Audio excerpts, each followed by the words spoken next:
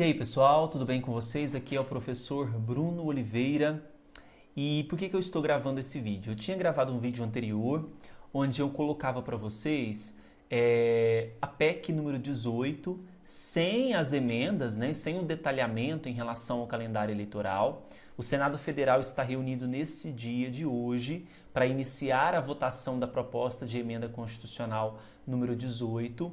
E eu já vou apresentar para vocês a proposta com o substitutivo, tá? Apreciada pela Comissão de Justiça e Cidadania, onde nós temos ali várias datas informando também alterações no próprio calendário eleitoral, né? Então, nós já estamos iniciando no Senado a votação dessa PEC 18 de 2020, que considera que está sendo votadas as eleições para o dia 15 de novembro, sendo o primeiro turno, e o dia 29 de novembro, o segundo turno, naqueles municípios que houver segundo turno.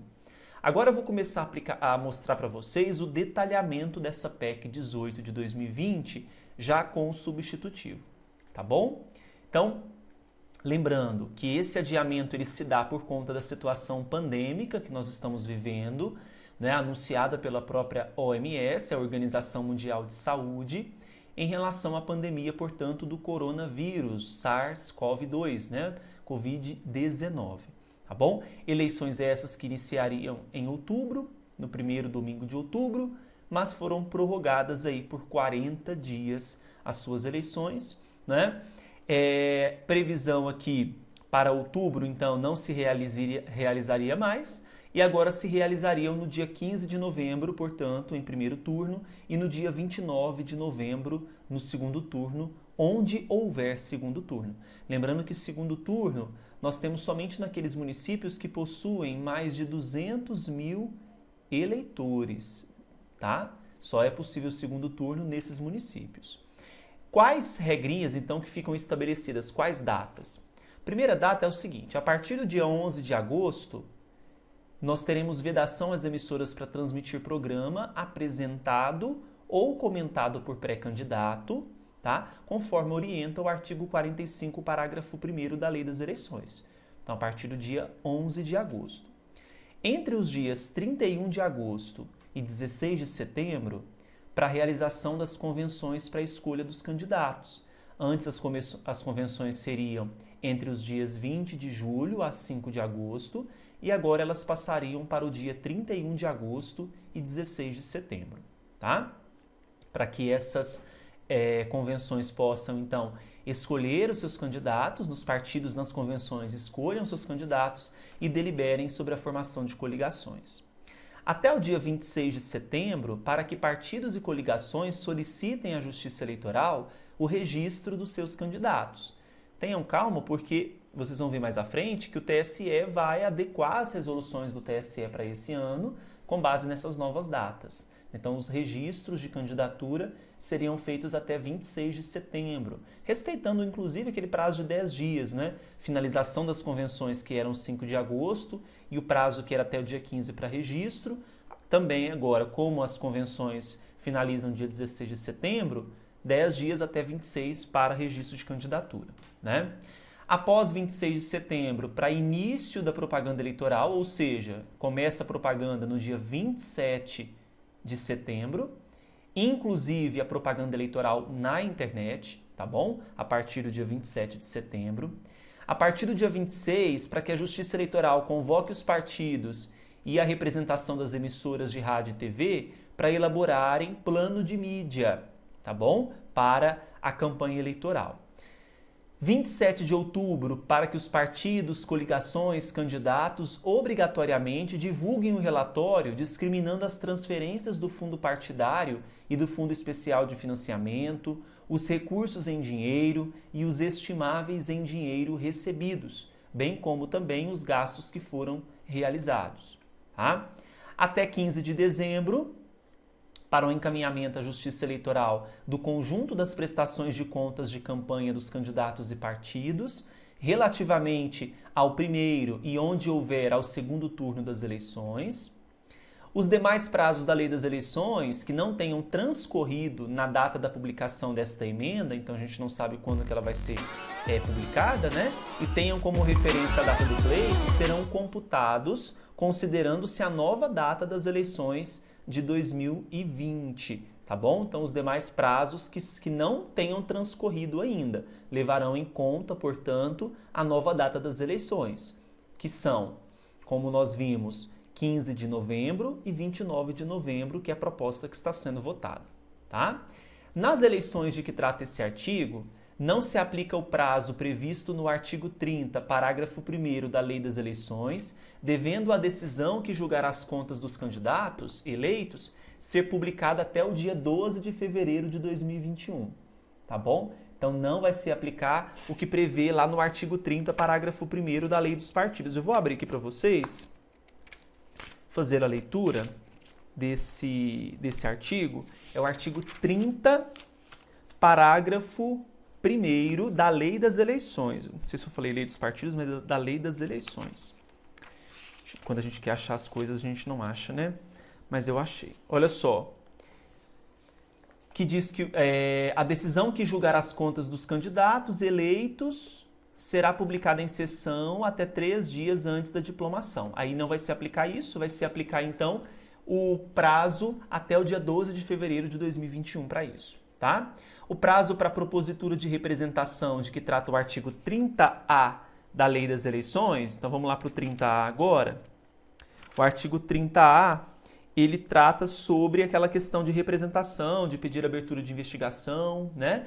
O prazo para propositura desta representação, pessoal, será até o dia 1º de março de 2021, né? Que diz o artigo 30A que qualquer partido ou coligação poderá representar a Justiça Eleitoral no prazo de 15 dias da diplomação, relatando fatos e indicando provas e pedir abertura de investigação judicial eleitoral para apurar condutas em desacordo com a norma desta lei. Então agora o prazo é até o dia 1º de março de 2021.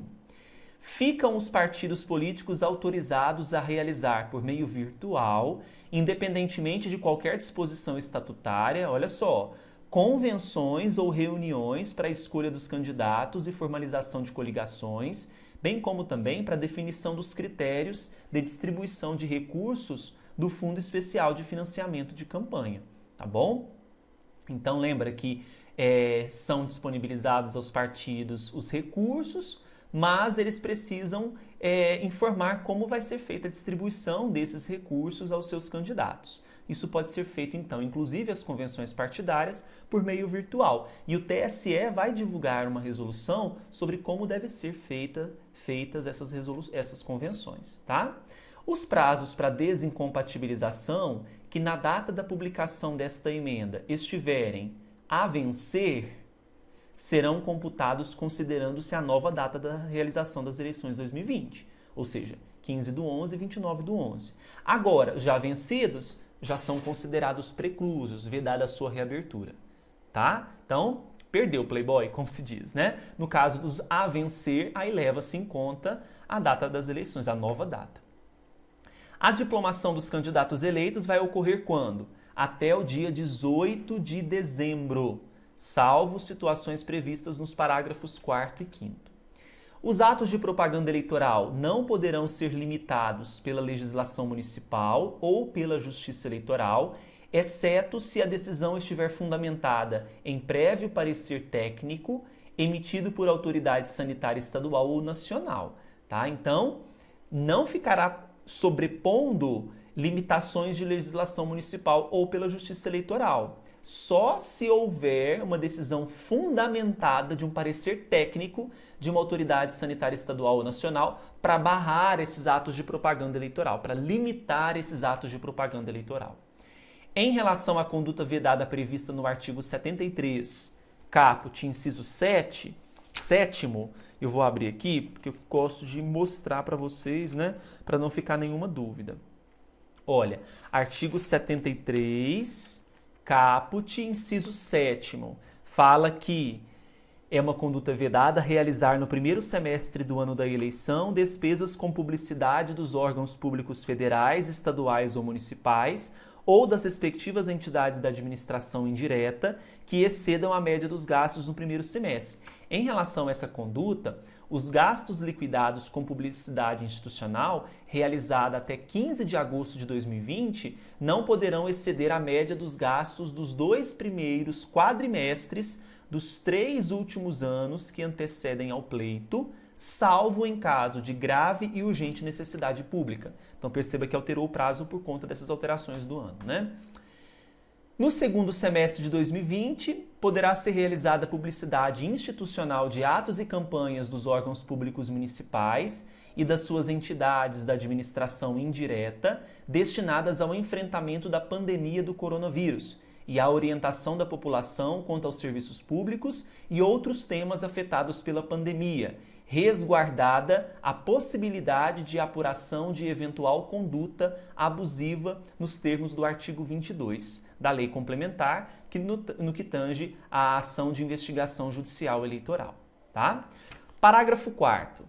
No caso das condições sanitárias em um determinado município não permitirem a realização das eleições nas datas que estamos aqui prevendo, o plenário do TSE poderá, de ofício ou por provocação do presidente do Tribunal Regional Eleitoral respectivo e após oitiva da Autoridade Sanitária Nacional, designar novas datas para a realização do pleito, tendo como data limite o dia 27 de dezembro de 2020, bem como dispor sobre as medidas necessárias à conclusão do processo eleitoral, dando ciência do fato à comissão mista de que trata o artigo 2º do Decreto Legislativo 6 de 2020. Então, o que está falando? Olha, estamos aqui com a proposta de emenda, com a emenda aprovada, beleza, eleições 15 de novembro. Suponhamos que naquele município não é possível realizar naquele dia. Então, poderá, então, de ofício, olha só, o plenário do TSE de ofício ou por provocação do presidente do TRE e após oitiva de Autoridade Sanitária Nacional designar nova data. E essa nova data para a eleição naquele município é até o dia 27 de dezembro. Perceba que estarão sendo analisados aqui casos específicos, né? Beleza? No caso das condições de um Estado não permitirem a realização das eleições nas datas previstas nesse artigo, o Congresso Nacional, por provocação do Tribunal Superior, instruída com manifestação da Autoridade Sanitária Nacional e após parecer da comissão mista, poderá editar decreto legislativo designando novas datas para a realização do pleito, tendo como data limite o dia 27 de dezembro, cabendo ao TSE dispor sobre as medidas necessárias à conclusão do processo eleitoral. Agora, no mesmo caso do parâmetro do parágrafo 4º, temos aqui o parâmetro do parágrafo 5º, quando for uma exceção no Estado, né, e não no município, como nós vimos no parágrafo anterior. Parágrafo 6º. O Tribunal Superior Eleitoral vai promover, então, a adequação das resoluções que disciplinam o processo de 2020, resoluções essas que já tinham sido divulgadas, agora elas vão ter que sofrer alterações, né, em conformidade com essa emenda. Fica autorizada a promover ajuste nas normas referentes aos prazos para fiscalização e acompanhamento dos programas de computador utilizados nas urnas eletrônicas, para os processos de votação, apuração, totalização, bem como todas as fases do processo de votação, apuração das eleições e processamento eletrônico da totalização dos resultados, para adequá-los ao novo calendário. A recepção de votos, justificativas, auditoria e fiscalização no dia da eleição, inclusive no tocante ao horário de funcionamento das sessões eleitorais e a distribuição dos eleitores no período, de forma a propiciar aqui melhor segurança sanitária possível a todos os participantes do processo eleitoral. Não se aplica, artigo 2º, o artigo 16 da Constituição Federal, que se trata do princípio da anualidade eleitoral, às disposições de que trata esta emenda, tá, constitucional, e ela entraria em vigor na data da sua publicação.